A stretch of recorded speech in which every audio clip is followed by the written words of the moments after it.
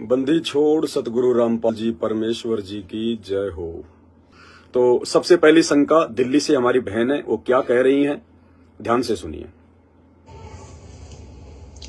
सच्चा है भैया मैं दिल्ली से बात कर रही हूँ और अभी कुछ दिन पहले मैंने आपसे, मुझे एक शंका थी, तो मैंने आपसे कहा था कि मेरे पास कुछ श्रृंगार का सामान है तो मुझे उसका क्या करना चाहिए। तो भगत जी, परमात्मा की प्रेरणा से आप मुझे अभी 2-3 दिन पहले स्वप्न में दिखे और आप साथ संगति ही कर रहे थे और आपने एकदम कहा कि जिन भी माताओं बहनों के पास श्रृंगार का कोई भी सामान है उसे नाली में फेंक दिया जाए। तो भगत जी, मेरी परमात्मा ने आपके द्वारा स्वप्न में शंका का समाधान करवा दिया है। सच्चा है भैया।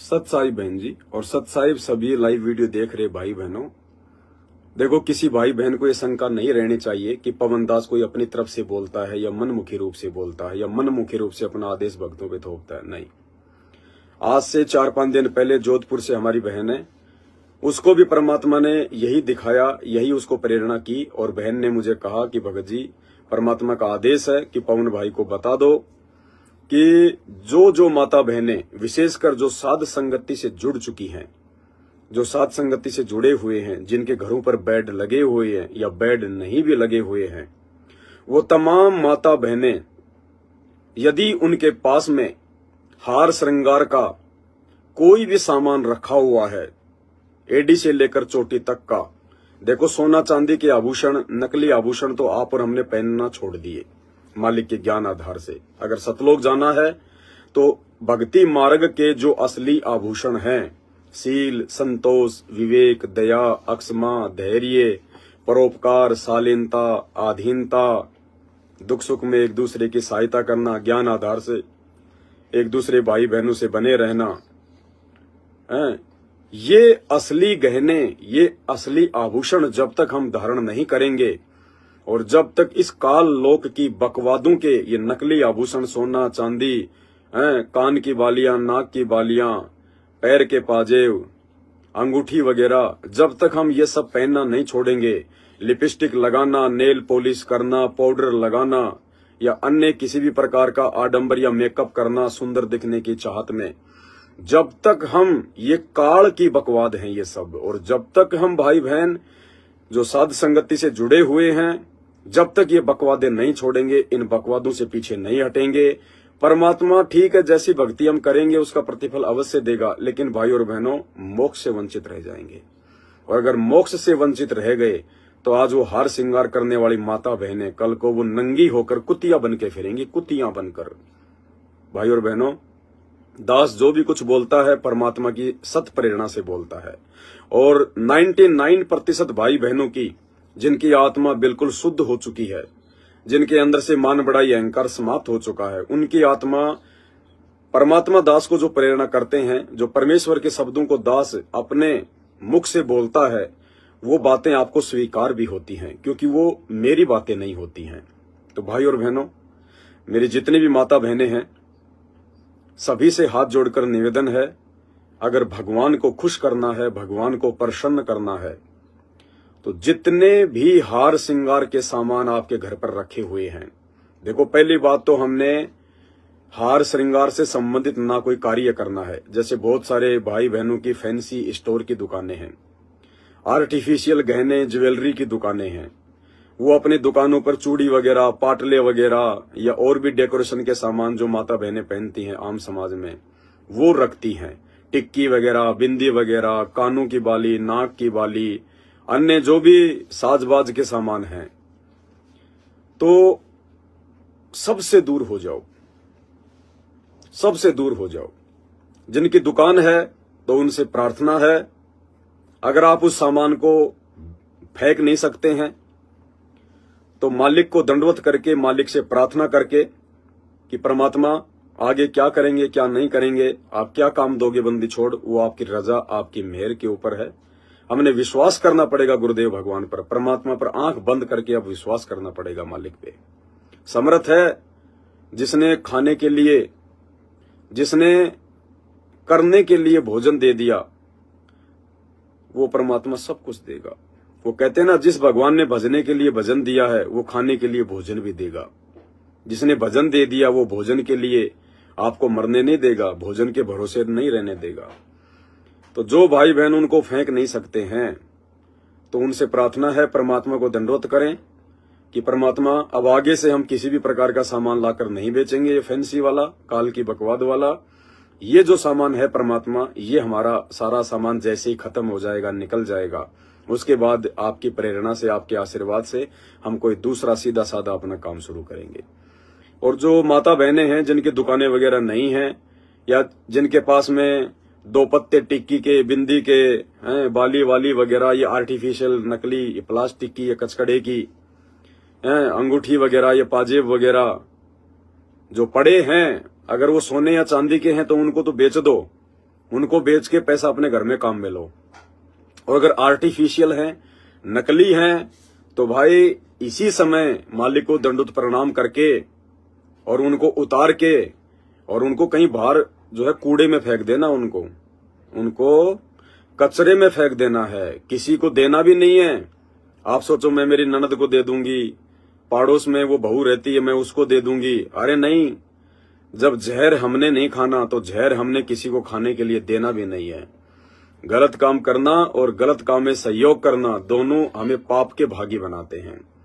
तो हमने वो आर्टिफिशियल ज्वेलरी, हार श्रृंगार का सामान, फैंसी सामान हमने ना खुद यूज करना है और ना हमने किसी को देना है। अगर माता बहनों के घर पे रखा हुआ है तो उसको फेंक दो उसको। देखो भाई और बहनों, ये दिल्ली वाली बहन, इसके मन में ये शंका थी, चल रही थी, और ये दास को काफी फोन कर रही थी, लेकिन दास फोन नहीं उठा पाया, महीना भर हो गया। तो परमात्मा दयालु है, बंदी छोड़, मालिक सक्षम है, वो कुछ भी कर सकता है। परमात्मा इस दास का रूप बना के बहन के सौपन में आए, प्रकट हुए परमात्मा, और परमेश्वर ने बहन की शंका का समाधान किया। और इस दास को भी इस बहन की ऑडियो के माध्यम से परमात्मा ने एक आदेश दे दिया कि बेटा पूरे भगत समाज के लिए इस विषय पर एक वीडियो बना। जो अच्छी आत्मा होंगी, जो परमात्मा चाहने वाली आत्मा होंगी, वो तो इन बकवादों से तुरंत दूर हट जाएगी, तुरंत उसी समय, और फेंक देंगी उनको उठा के कि हमें तो परमात्मा चाहिए, हमें तो भगवान चाहिए। हमें परमात्मा ने कितने अच्छे से समझाया। एक पुल्लो नाम की भक्तमती थी, संतनी थी, साधिका थी, सत्संग किया करती थी, और एक नगरी का राजा उसका भगत बन गया। राजा अपने घर पर अपनी रानियों के सामने उस पुल्लो बाई की बड़ाई किया करता था। रानियां सोचती थी कि शायद वो सुंदर होगी, इसलिए राजा बड़ाई करता है। एक दिन राजा ने कहा कि मैं पुल्लो बाई का घर पर सत्संग रखवाना चाहता हूं। तो रानियां बड़ी खुश हुई कि देखते हैं आज इसकी पुल्लो बाई कैसी है, क्या हमसे भी ज्यादा सुंदर है, क्योंकि वो नादान थी, नालायक थी। संतों की सुंदरता कोई शरीर से थोड़ी होती है, गोरेपन से थोड़ी होती है। संतों की सुंदरता उनके आचार विचार व्यवहार से होती है, उनके बोलचाल से होती है, उनकी भक्ति से होती है। लेकिन उनके मन में तो कुबत भरी हुई थी। तो पुल्लो बाई शाम को आ गई सत्संग करने अपनी 2-4 माता बहनों के साथ में। राजा भी बैठ गया। अब रानियों ने क्या किया, हार श्रृंगार किया, मेकअप किया, गहने वाने सोने चांदी के पूरे लदपद होके पीली होके आई और वहां जाके बैठ गई। और मालूम किया भाई पुल्लो बाई कौन है। तो देखा वो बेचारी, वो तो भगत थी, फटे पुराने से कपड़े, मैले कुचले से कपड़े, जैसे भी आम कपड़े थे, सादा कपड़े थे, बिल्कुल ऐसे ही, ना कोई नाक में, ना कोई कान में, ना कोई पाउडर, ना कोई लिपस्टिक, ना कोई बिंदी, ना कोई विशेष कोई चमकीले भड़कीले कोई कपड़े, बाल भी ऐसे उलझे सुलझे से। तो वो हंसने लग गई उसको देखकर वो रानियां कि ये है कि वो पुल्लो बाई जिसके राजा इतनी बड़ाई किया करता था। हमने सोचा ना जाने कितनी सुंदर होगी, ये है वो पुल्लो बाई। तो पुल्लो बाई भी सुन रही थी। तो पुल्लो बाई ने सत्संग के माध्यम से बताया, फिर बीच में उसी विषय पर उन्होंने सत्संग किया। और पुल्लो बाई ने सत्संग के बीच में कहा कि गैणा बादा तन की शोभा, और ये तन काचो भांडो, तन यानी शरीर, और भांडा राजस्थान हरियाणा में भांडा बोलते हैं बर्तनों को। जैसे मिट्टी का बर्तन होता है, मिट्टी का जो घड़ा होता है उसको कहते हैं भांडा, भांडो, भांडा। तो पुल्लो बाई ने कहा कि तुम्हारा जो ये तन है, जो ये शरीर है, अरे ये मिट्टी के भांडे की तरह है, मिट्टी के बर्तन की तरह, मिट्टी के मटके की तरह है, ना जाने कब फूट जाए, कब टूट जाए। तो उन्होंने कहा कि गहना बाधा तन की शोभा, तुम जिस गहने को, सोने चांदी को अपने इस शरीर की शोभा समझ रही हो, ये तो तुम्हारी सबसे बड़ी बाधा है। बाधा, परमात्मा प्राप्ति नहीं हो सकती, तुम मान बढ़ाई से दूर नहीं हो सकती जब तक ये दिखावा करना नहीं छोड़ोगी।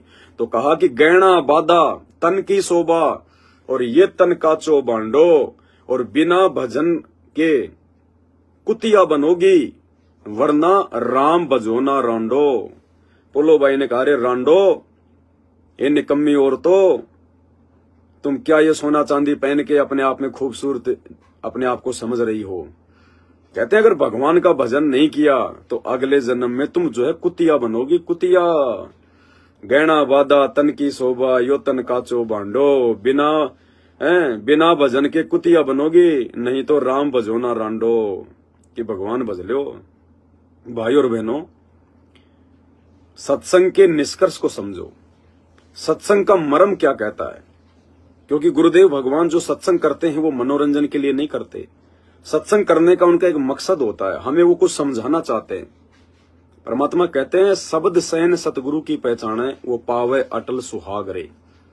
जो भगतमती अपने गुरुदेव के द्वारा किए गए सत्संगों में संकेतों को समझने लग जाते हैं, क्योंकि परमात्मा काललोक के नियम और विधान अनुसार खुलकर इतना नहीं कहेंगे जितना वो संकेतों में कहेंगे।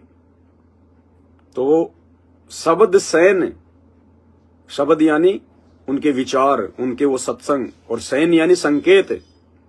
शब्द सैन सतगुरु की पहचान है, वो पावे अटल सुहाग रे। अटल यानी जो कभी विनाश में नहीं आता, सुहाग यानी वो परमात्मा, वो आत्माएं सतलोक की प्राप्ति करती हैं। तो ये जो सत्संग परमात्मा ने किया, ये पुल्लो बाई वाला, जो वाणी परमात्मा ने बोली कि गहना बाधा तन की शोभा, यो तन काचो बांडो, बिना भजन के कुतिया बनोगी, वरना राम भजोना रांडो। इस सत्संग के माध्यम से परमात्मा अपनी संगत में उन तमाम माता बहनों को ये संदेशा दे रहे हैं कि यदि आपने ये सत्संग सुनकर, इस सत्संग पे विचार ना कर और यदि आपने सच्चे सदगुरु की शरण लेकर, यदि ये सोना चांदी, नकली गहने, ये हार श्रृंगार, टिक्की, बिंदी, लिपस्टिक, मेकअप का सामान, इस थोबड़े पे मेकअप करना सुंदर दिखने की चाहत में, यदि आपने ये सब कुछ नहीं छोड़ा, तो परमात्मा उन माता बहनों को ये संदेशा दे रहे हैं कि तुम भी उन रानियों की श्रेणी में हो और अगले जन्म में कुतिया बनोगी, कुतिया, नंगी आंडोगी, नंगी गली में नंगी फिरोगी, कोई पूछने वाला नहीं होगा, कोई तुम्हारी इज्जत करने वाला नहीं होगा। आज तुम काजू किशमिश के हलवे खा रही हो, कल को कुतिया बन के जमीन में पड़ा हुआ रोटी का टुकड़ा खाओगी, साथ में 10 ग्राम मिट्टी भी खाओगी। ये होते हैं सतगुरुदेव के सत्संगों के संकेत। अगर यही बात अगर गुरुजी डायरेक्ट कह दे सामने बैठी हुई संगत को कि भाई मेरे सामने जितने भी ये माता बहनें बैठी हुई हैं जो सत्संग सुन रही हैं, इनको मेरा स्पष्ट आदेश है कि अगली बार अगर सत्संग में आना है, अगर हमारी भगत बन के रहना है, शिष्या बन के रहना है, तो आपने जितने भी ये सोने चांदी के आभूषण, ये टिक्की, बिंदी, नेल पॉलिश, लिपस्टिक, जितने भी आडंबर आप लोग करते हो, अगली बार ये आडंबर करके नहीं आना, अन्यथा आश्रम में आने की जरूरत नहीं है। और ध्यान रखना, गुरु के मना करने के बाद भी अगर आपने ये आडंबर नहीं छोड़े, ये नकली गहने, सोने चांदी के गहने, लिपस्टिक, टिक्की, बिंदी नहीं छोड़ी, तो तुम अगले जन्म में कुतिया बनोगी, कुतिया। और तुम रांड की श्रेणी में हो, रांड की श्रेणी में। क्योंकि वो कुतिया क्या है फिर अगले जन्म में, पता नहीं उसके कितने पति बनेंगे। वो रांडी है, वो रंडी है, और क्या है वो। अगर ये बात गुरुजी डायरेक्ट कह दें सत्संग में, तो आधी जनता तो उठ के चली जाएगी। इसलिए परमात्मा सत्संगों में संकेत करते हैं, संकेत के माध्यम से परमात्मा बताते हैं। जो अच्छी आत्मा होती हैं, जो समझदार आत्माएं होती हैं, वो अपने गुरुदेव के वचनों को समझ जाती हैं, संकेतों को समझ जाती है। कहते हैं ना कि समझदार व्यक्ति को संकेत ही काफी होता है। भाई और बहनों, इसी प्रकार ये साध संगति के जो संदेश हैं, ये आप इस पवन दास के जो है संदेश ना समझना। ये दास तो केवल निमित्त मात्र है, कुत्ता है। अब जैसे ये मोबाइल है और इस मोबाइल के माध्यम से आप ये वीडियो देख रहे हैं, तो इसमें मोबाइल की कोई औकात नहीं है। मोबाइल में इसका कोई जो है वो श्रेय नहीं है। इसमें मोबाइल का कुछ नहीं है। मोबाइल तो केवल एक यंत्र है, ये तो केवल एक निमित्त बना हुआ है एक दूसरे की बातों को एक दूसरे तक पहुंचाने में। तो इसी प्रकार ये जो पवन दास है, आपका जो गुरु भाई है, इस पवन दास का कोई रोल नहीं है। सतगुरु मेहरबान तो पवन दास पहलवान। पवन दास तो मिट्टी का डला है, 2 कोड़ी का जीव है, नीच आत्मा है। मैं तो केवल अपने गुरुदेव की सत प्रेरणा से, क्योंकि परमात्मा जिस आत्मा को खड़ा करता है वो आत्मा ना चाहेगी तो भी परमात्मा उससे अपना काम करवाएगा। 650 साल पहले एक भैंसे से परमात्मा ने बनारस के तोतादरी शहर में पंडितों के भंडारे में वेदों के 5 मंत्र बुलवा दिए, हिंदी में अनुवाद भी करवा दिया। क्या वो झूठा बोलना चाह रहा था? अगर वो झूठा ना बोलना चाहता तो भी क्या परमात्मा के आशीर्वाद के आगे उसकी चलती? नहीं चलती। तो पवनदास चाहे ना चाहे, परमात्मा जिस आत्मा को निमित्त बनाता है उस आत्मा के मुख से परमात्मा वो शब्द निकलवाता है। उस आत्मा के चाहने ना चाहने से कुछ नहीं होता। मालिक ने तो इन पत्थरों से बुलवा दिया। आज आप मेरी आवाज, मैं आपसे सैकड़ों कोस दूर बैठा हूं और मेरी आवाज आप इन पत्थरों के माध्यम से सुन रहे हो। ये पत्थर हैं, ये मोबाइल और क्या है? जमीन को खोद के लोहा, चांदी, प्लास्टिक वगैरह ये निकाला गया, कच्चा लोहा निकाला गया, कच्चा सामान निकाला गया, उसको फैक्ट्री में रिसाइकल किया गया, फैक्ट्रियों से उसके पुर्जे बनाए गए, पुर्जे बना के मोबाइल बना दिया। तो ये मिट्टी से तो बनाया गया है, ये मिट्टी तो है ये। तो जब भगवान मिट्टी से बुलवा रहे हैं तो आप और हम तो उनके बच्चे हैं, उनके भगत हैं। परमात्मा क्या नहीं करवा दे, वो समर्थ है। सतगुरु जो चावे सो कर ही, भ्रम पड़ो मत कोई, सेव दड़ पर शीश चढ़ाया, पाछे करी रसोई। तो भाई और बहनों, कहने का मतलब इतना ही है, ये लास्ट स्टेज चल रही है और जिन जिन भगत भाई बहनों ने इस स्टेज को पार कर लिया है, यानी वर्तमान समय में जितने भी भगत भाई बहन साध संगतियों से जुड़े हुए हैं, वो भाई बहन 99 वाली जो सीडी है उसको पार कर चुके हैं। केवल एक सीडी बाकी है, एक सीडी। और बाकी हमारे जो भगत भाई बहन हैं जो साध संगति से नहीं जुड़े हुए हैं, वो तो अभी पहली सीडी पर हैं, पहली सीडी पर। उनको तो कई जन्म लेने पड़ेंगे भाई और बहनों, कई जन्म लेने पड़ेंगे उनको सतलोक जाने के लिए, क्योंकि वो तो बहुत नीचे हैं। भले वो गुरुजी के भगत हैं, भले उनको सारनाम मिला हुआ है, भले वो आश्रमों में जाते हैं, भले वो गुरुजी के समय से जुड़े हुए हैं, भले जब गुरुजी गांव-गांव जाते थे उस समय वो गुरुजी के साथ में रहते थे, भले वो गुरुजी के रिश्तेदार हैं, गुरुजी के बेटा बेटी भाई बंधु रिश्तेदार हैं, लेकिन भाई और बहनों वो अभी पहली सीडी पर हैं, पहली सीडी पर। वो LKG में हैं। और साध संगत में वर्तमान में जो आत्माएं जुड़ी हुई है, जो टूट के चली गई, वो तो महादुर्भागी आत्माएं, वो तो उस पहली सीडी वालों से भी नीचे गिरी हुई आत्माएं हैं। उनको तो न जाने परमात्मा कब संभालेगा, क्योंकि उन्होंने तो जानबूझकर सांची तजी है। जानबूझ सांची तजे और करे झूठ से ने, ताकि संगत है प्रभु सौपन में भी ना दे। भगवान ने उनको मौका दिया था, लेकिन वो मौका चूक गई। अब भले अपने आप में वो कितने 1.5 शाने बने फिरें, लेकिन परमात्मा कहते हैं हाथी से नीचे उतरकर जो गधे की सवारी करता है उसको वो आनंद नहीं आ सकता। तो वो सारी आत्माएं पहले साध संगति रूपी हाथी पे बैठी हुई थी, और बीच में जब भगवान ने उनकी परीक्षा ली तो सब के सब जाके गधे के ऊपर बैठ गए, उन्हीं आश्रमों में जाकर बैठ गए, सतलोक आश्रम के साथ लग गए, जिस गंदगी से भगवान ने उनको निकाला था। वरना क्या जरूरत थी भगवान ने आपको साध संगति से जोड़ने की? अरे उस गधे पे तो आप पहले ना बैठे हुए थे, आपने कोई पवनदास से नाम थोड़ी लिया था, आपने वहीं उन्हीं आश्रमों में नाम लिया था, उन्हीं नामदान सेंटरों पे नाम लिया था जो गधे की सवारी कर रहे हैं। भगवान ने आपको मौका दिया, आपको हाथी पे बैठाया, साध संगति से जोड़ा, और फिर आप अपनी नादानी से वापस गधे की सवारी कर रहे हैं। भाई आपको तो मौका नहीं है।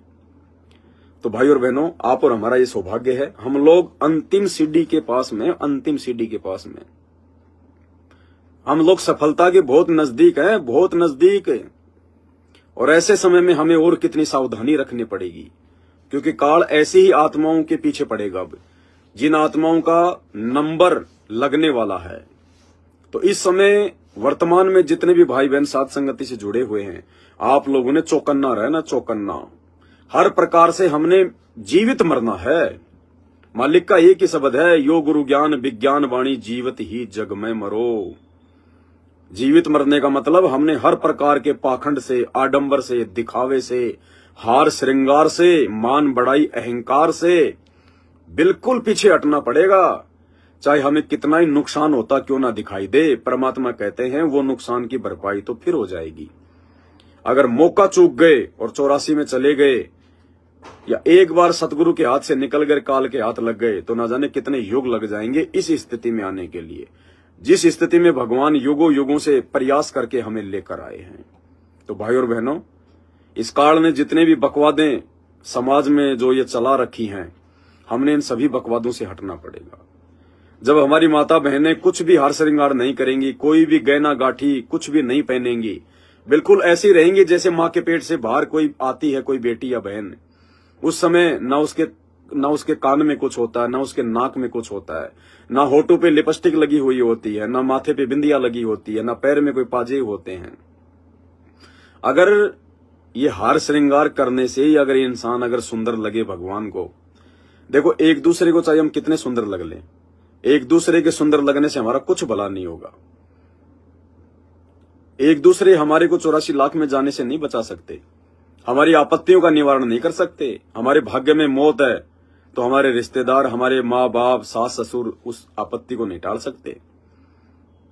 आपत्ति को टालेगा भगवान, परमात्मा, जिसने हमें पैदा किया है। और जिसने पैदा किया है, अगर उसको लगता कि ये टिक्की, बिंदी, आर्टिफिशियल ज्वेलरी, सोने चांदी के गहने पहनने से अगर सुंदरता बढ़ती है, तो भाई और बहनों, वो परमात्मा बालक नहीं है। अगर आवश्यकता होती तो भगवान ने इस शरीर में 9 छेद करके भेजे, 9 छेद करके, मुंह, 2 नाक, 2 कान और ये 2 जो है गुदा। वो भगवान 2 छेद और निकाल देता, 3 छेद निकाल देता, दोनों कानों में निकाल देता, एक नाक में निकाल देता और माँ के पेट से बाहर निकालता छेद निकाल के कि बेटा बाहर जाके सोने चांदी के गहने पहनना, बाली वाली पहनना, तू सुंदर लगेगा। तो भगवान ने जो रचना जो रच दी वो सर्वश्रेष्ठ रचना है। अब उसके बाद यदि हम इस काल की प्रेरणा से अगर बकवाद के लिए अगर कान फुड़वाएंगे, ये शरीर हमारे बाप का नहीं है, ये शरीर उस सब के बाप अल्लाह का है, उस परवरदिगार का है, उस भगवान का है, उस ईश्वर ने दिया है हमें, उस कबीर भगवान ने दिया है, जो आज सतगुरु रामपाल जी के नाम से आए हुए हैं। वो भगवान, उसके द्वारा दी गई वस्तु को यदि आप ठोकापिंदी करोगे, उसमें छेड़खानी करोगे, वो हिसाब मांगेगा। फिर क्या करोगे? हिसाब मांगेगा, हिसाब। अरे कोई सेठ आदमी आपको ये कह दे कि भाई ये मेरा मटका है, ये मटका मैं आपको उधार दे रहा हूं, 1 महीने आप इसमें पानी पियो और 1 महीने बाद मेरा मटका वापस दे देना, ऐसे की ऐसे। और आप उस मटके से पानी ना पी के, भक्ति ना करके, और आप उसमें लेके सुइया और उसमें छेद निकालने लग जाओ, उसमें छेद निकाल दो 2-4, और महीने भर बाद में जब आपसे वो सेठ मटका लेने आएगा और वो देखेगा इसने तो बिगाड़ दिया, क्या बनेगी आपके साथ में? लेने के देने पड़ जाएंगे, क्योंकि आप उस सेठ का मुकाबला नहीं कर सकते। तो भाई और बहनों, ये मटका हमें परमात्मा ने भक्ति करने के लिए दिया, बकवाद करने के लिए नहीं दिया, सुंदर दिखने के लिए नहीं दिया। हमने इसका सदुपयोग करना है। तो मेरी जितने भी माता बहनें हैं और जितने भी मेरे भगत भाई हैं, क्योंकि बहुत सारी जगह पे लोग कानों में सोने की जो है बुर्कियां पहनते हैं, बालियां पहनते हैं, भगत भाई भी सोने चांदी की अंगूठियां पहनते हैं या अन्य प्रकार की कोई बकवाद वो कर लेते हैं। तो भाई और बहनों, ये लास्ट एंड फाइनल है, लास्ट एंड फाइनल। और विशेषकर जिन जिन भगत भाई बहनों के घरों में बेड लग चुके हैं, अगर उन्होंने अब किसी भी प्रकार की बकवाद कर दी, जरा सी भी दबाव में आकर या मजबूरी में, अब मैंने मजबूरन होना ही नहीं है, हमने दबाव में आना ही नहीं है। जब विश्वास है कि परमात्मा आपके साथ में, परमात्मा संत रामपाल जी है, तो भले चाहे भाई और बहनों, चाहे घर छोड़ना पड़े, चाहे कुछ भी छोड़ना पड़े, चाहे नौकरी छोड़नी पड़े, छोटी छोटी बातों के लिए नहीं। ध्यान रखना, कॉमन सेंस दिए में भगवान ने, आवेश में आके कोई काम नहीं करना। जहां तक हो सके संघर्ष करना है, और जो भाई बहन संघर्ष करेंगे 99% परमात्मा उनके साथ में रहेगा और उनके संघर्ष को सफल भी करेगा। आज संगत में ना जाने कितनी ऐसी माता बहनें हैं जिनको हाथ पकड़ पकड़ के उनके सास ससुर और उसका वो अनुपदेशी जो है वो पति घर से बाहर निकाल दिया करता था, मारा पीटी किया करते थे, उसको बेइज्जत किया करते थे, ढंग से खाना भी नहीं दिया करते थे, लेकिन उन्होंने साथ संगति को नहीं छोड़ा। उन्होंने संघर्ष किया कि मैं सोना चांदी नहीं पहनूंगी, मैं गहने नहीं पहनूंगी, मुझे नहीं चाहिए, तुम इनको बेचो खाओ, मैं कोई लेके नहीं जा रही, मैं नहीं बेच रही, तुम इनको बेचो खाओ या अपने जो है बॉक्स में रखो, मुझे कोई लेना देना नहीं, मुझे नहीं चाहिए गहने, लेकिन मैं नहीं पहनूंगी। उन्होंने संघर्ष किया और उस घर में रह के उन्होंने भक्ति करी, जैसे तैसे 3 टाइम की आरती करी, अपने मंत्र वो करती रही, सत्संग सुनती रही, तो परमात्मा ने दया बख्शी, क्योंकि टूटने से पहले परमात्मा ऐसे संघर्ष करने वाली आत्माओं को संभाल लेता है। परमात्मा ने दया बख्शी, आज वो परिवार उन बहनों को किसी भी प्रकार से बाध्य नहीं करता है, क्योंकि हमें जो मंत्र भगवान ने दे दिया, चाहे प्रथम मंत्र हो चाहे सतनाम हो, और 3 समय की आरती जो हम करते हैं, गुरुदेव के जो हम सत्संग घर में जो सुनते हैं, इस भक्ति का एक सूक्ष्म जो प्रभाव है वो उस परिवार के अन्य व्यक्तियों को तो छोड़िए, आड़ोस पड़ोस पे भी होता है, पेड़ पौधों पर भी असर होता है, उनको भी अगली योनि उनको मनुष्य योनि मिलती है। उन पेड़ पौधों को, घर में जो जानवर होते हैं, गाय भैंस बैल बकरी, उन पे भी असर पड़ता है, मक्खी मच्छर पे भी असर पड़ता है। तो संघर्ष शुरुआत में तो होगा, क्योंकि ज्ञान दे के परमात्मा आपकी परीक्षा लेगा। ये छोटी छोटी बातों को लेके डरते हो, दबते हो या क्या है। कल को जब तुम जाओगे सतलोक का, जब रास्ता तय करोगे, जब तुम त्रिकुटी पर जाओगे, तो त्रिकुटी तक सतगुरु हमारे साथ में तो रहेगा, लेकिन दिखाई नहीं देगा, शब्द रूप में रहेगा परमात्मा।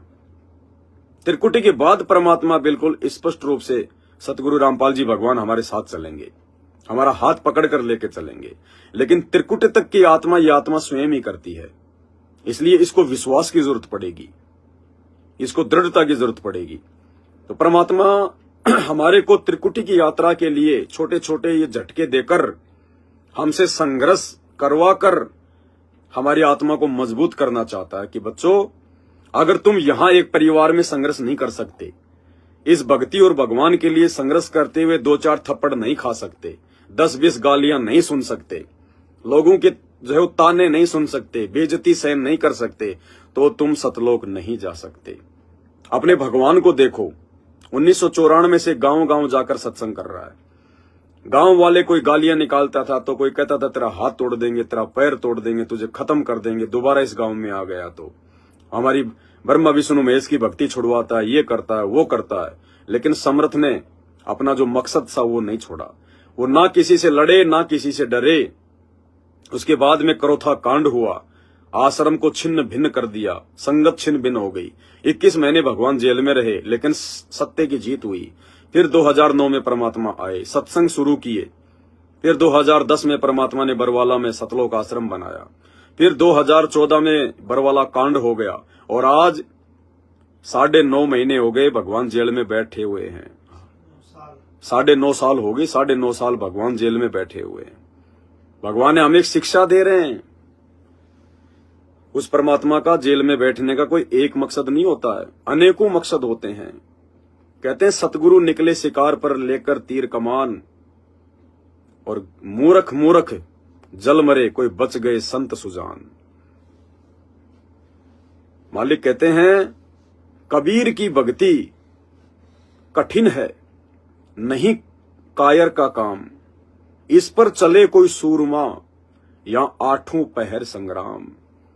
जिस दिन आप नाम उपदेश ले लोगे, उसी दिन से आपके जीवन में संघर्ष शुरू हो जाएगा, क्योंकि काल आपके पीछे लगेगा, आपको तोड़ने का प्रयास करने लगेगा। लेकिन सूक्ष्म रूप में परमात्मा का आशीर्वाद उस भगत पे रहेगा जब तक वो मर्यादा में रहेगा। भाई और बहनों, आज भगवान जेल में बैठा हुआ है 10 साल से, और आप और हम नाम लेते हैं, कोई 2 महीने से, कोई 6 महीने से, किसी को 1 साल हुआ है, और घर में उसका विरोध होना शुरू हो जाता है। हम छोटी छोटी बातों को लेकर हम रोने लग जाते हैं, हम प्रार्थनाएं करने लग जाते हैं, अपने मन में जो है कमजोरी लेके आ जाते हैं, भक्ति को छोड़ने का मन बनाने लग जाते हैं। और वो भगवान 9.5 साल से जेल में बैठा है, और जेल में जो भी स्टाफ है सबके सब आर्य समाजी हैं। हरियाणा में ज्यादातर आर्य समाजी हैं। सबके सब इस भगवान से नफरत करते हैं, क्योंकि सब काल प्रेरित हैं। पता नहीं कैसे कैसे उनके साथ में शब्द यूज करते हैं, कैसे कैसे उनको ताने मारते हैं, क्योंकि वो जेल है, वो मकान नहीं है, वो घर नहीं है। वो किसी मंत्री की जो है कोठी नहीं है, वो जेल है। और जब तक कोई इंसान, कोई व्यक्ति जेल में रहता है, वहां के व्यक्ति, वहां के वो कैदी उसको भगवान नहीं मानते, उसको संत नहीं मानते, उनको ज्ञान नहीं होता। कोई भी उनसे जो है मजाक कर जाता है, कोई भी पुलिस वाला, कोई भी कैदी, परमात्मा बाहर बैठे हैं, कोई भी कैदी आएगा, और रामपाल क्या हाल है, ओ बाबा ठीक है, मजा आ रहा ना जेल में, और नवावेगा भक्तों को दूध की खीर से, पता नहीं क्या अड़ंग सड़ंग जो मीडिया ने दिखाया वो बोलेंगे। नाम भी ढंग से नहीं लेते परमात्मा का। कोई भी पुलिस वाला बोल देगा बाबा ठीक है, मतलब मनोरंजन करने लग जाएंगे उनके साथ में, उनको ना समझ के। भाइयों बहनों, जेल है, वहां पे जेल के अनुसार ही रहना पड़ता है। तो हमारा बाप देखो 9.5 साल से जेल में बैठकर हम आत्माओं को एक संदेश दे रहा है कि बच्चों तुम्हारे अंदर भी इतना धैर्य होना चाहिए। मैं 9.5 साल से जेल में बैठा हूं, है वो खुद भगवान, खुद परमात्मा, खुद ही वो कबीर है, लेकिन एक भूमिका आम संत की कर रहा है, अपने आप को छुपा रहा है कि भगवान कोई और है, मुझे तो भगवान ने भेजा है तुम्हारे लिए। लीला कर रहा है परमात्मा। और क्या संदेशा दे रहा भगवान हमें कि बच्चों देखो, मैं 70 साल की उम्र हो गई, मेरी उम्र को देखो, मैं भी तो तुम्हारे लिए कितना संघर्ष कर रहा हूं, जबकि मेरा तो कोई स्वार्थ ही नहीं है, मेरा तो मोक्ष हुआ पड़ा है। तुम्हारे मोक्ष के लिए, तुम्हारे आत्म कल्याण के लिए मैं जेल में बैठा हूं, मैं संघर्ष कर रहा हूं। तो मुझे जितना विश्वास अपने भगवान पर है, 9.5 साल हो गई, कोई बात नहीं, मुझे अपने भगवान पर विश्वास है कि आज नहीं तो कल परमात्मा हमारी सुनेगा। भक्ति करने वालों के साथ भगवान रहता है। राम नाम रटते रहो जब तक घट में प्राण, कभू तो दीन दयाल के भिनक पड़ेगी कान। एक संदेश दे रहा है परमात्मा कि बच्चों, जो धैर्य मैंने दिखाया है 9.5 साल से, मैंने ना अपने भगवान से कोई शिकायत करी कि हे कबीर भगवान, मैं तो आपके आदेश से, आपके नाम पर, आपकी आत्माओं को जगाने के लिए 1994 से संघर्ष कर रहा हूं। मेरे ऊपर कैसी कैसी आपत्तियां आई, 2 बार की जेल हो गई, उन्होंने कभी शिकायत नहीं करी कि भगवान आप क्या कर रहे हो, ये भगवान आप आंख बंद करके क्यों बैठे हो। उन्होंने कभी भी अपने मन में शंका पैदा नहीं करी कि कोई कबीर नाम का भगवान है या नहीं है, कहीं मैं फालतू में ऐसे ही मैं लग रहा हूं, कहीं मेरा जीवन बर्बाद हो जाए। उनको कितने लोगों ने डराया, धमकाया, उल्टी सीधी बातें करी, लेकिन वो किसी के डराने से डरे नहीं, किसी के धमकाने से वो नीचे नहीं झुके। उनका जो मकसद था, उनका जो टारगेट था, उसको उन्होंने पूरा किया, कर रहे हैं। अरे दूसरों के लिए, और 2 बार की जेल, यानी परमार्थ के लिए निस्वार्थ भाव से इतना संघर्ष। भाई और बहनों, हमारी बुद्धि खुल जानी चाहिए। इस 21 ब्रह्मांड का कोई प्राणी नहीं कर सकता, ये तो स्वार्थियों का लोक है। अरे माँ भी अपने बच्चे को, बाप भी अपने बच्चे को इसलिए पालता है कि बुढ़ापे का सहारा बनेगा, बुढ़ापे का सहारा बनेगा, इसलिए वो उस बच्चे को पालते हैं, बच्चा पैदा करते हैं।